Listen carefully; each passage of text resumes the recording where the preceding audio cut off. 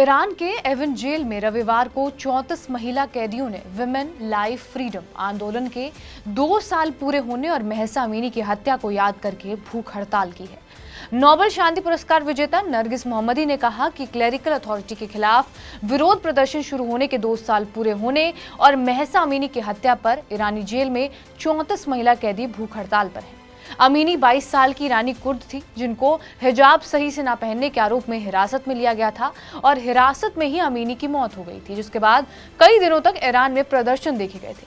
मोहम्मदी ने कहा, सरकार की दमनकारी नीतियों के खिलाफ ईरान के प्रदर्शनकारी लोगों के साथ एकजुटता दिखाते हुए कैदियों ने खाना खाने से इनकार कर दिया।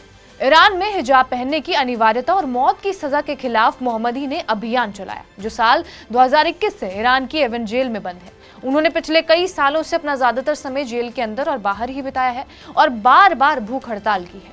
मोहम्मदी ने अपने ऑफिशियल एक्स अकाउंट पर एक बयान में कहा, विमेन लाइफ फ्रीडम आंदोलन की दूसरी सालगिरह पर हम लोकतंत्र, स्वतंत्रता और समानता के लिए अपनी प्रतिबद्धता की पुष्टि करते हैं। आज हम अपनी आवाज बुलंद करके उठाते हैं और अपने संकल्प को मजबूत करते हैं। मोहम्मदी को जेल में रहने के दौरान साल 2023 में नोबेल शांति पुरस्कार से सम्मानित किया गया था। उनके परिवार के मुताबिक वो उस समय ईरान के सबसे बड़े धार्मिक अल्पसंख्यक बहाई समुदाय के साथ एकजुटता दिखाने के लिए भूख हड़ताल पर थी, जिनका कहना है कि उन्हें भेदभाव का निशाना बनाया जाता है। यूएन एक्सपर्ट ने पिछले महीने ईरान पर मोहम्मदी को बेहतर हेल्थ केयर न देने का भी आरोप लगाया था। एक्सपर्ट्स का कहना यह है कि 6 अगस्त को एवन में उन्हें कथित तौर पर शारीरिक हिंसा का शिकार बनाया गया, जिस दौरान वो बेहोश हो गए और उनकी पसलियों और शरीर के बाकी पार्ट्स पर भी चोटें आई। ईरानी अधिकारियों ने स्वीकार किया कि टकराव हुआ था, लेकिन मोहम्मदी पर उकसाने का आरोप लगाया गया और किसी भी कैदी को पीटे जाने से इनकार किया। इसी के चलते ईरान की सड़कों पर महिलाएं बिना हिजाब के नजर आ रही हैं। इस तरह की घटना यहां अब आम बात होती जा रही है। इससे महसा अमीनी की मौत की दूसरी बरसी पर विरोध के रूप में देखा जा रहा है। 16 सितंबर 2022 को 22 साल की ईरानी महिला महसा अमीनी की मौत हो गई थी और उसे ईरान की नैतिकता पुलिस ने हिजाब ठीक से ना पहनने पर प्रताड़ित किया था, जिसके बाद उसकी मौत हो गई थी। इसे लेकर काफी विरोध प्रदर्शन हुआ था।